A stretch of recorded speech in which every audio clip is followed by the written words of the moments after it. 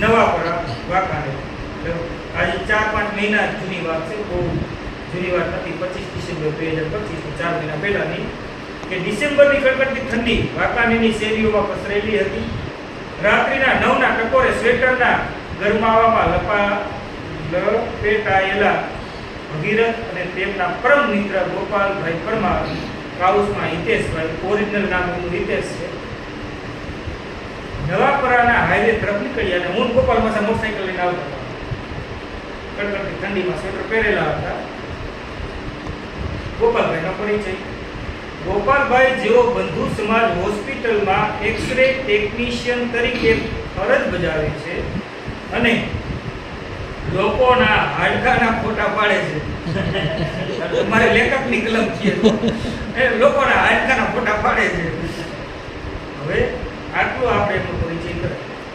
બંધુ સમાજ હોસ્પિટલમાં એક્સરે ટેકનિશિયન. બંધુ સમાજના જે ટ્રસ્ટીઓ, જે મેઇન જે છે, આદ્ય સ્થાપક, એ બધે ફોરેનના છે.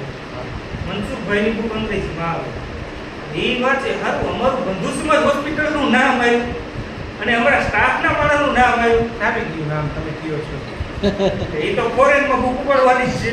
બંધુ સમાજ વાળા વાતચીત કરે ને, હારું અમારે કે સ્ટાફ વાળા કે નામ કાઢ્યું કે મનસુખભાઈની બુકમાં એનું નામ. તો હું પરિચય કરાવું છું કે ગોપાલભાઈ લેખક નથી. તો ભાઈ ના, હું મારે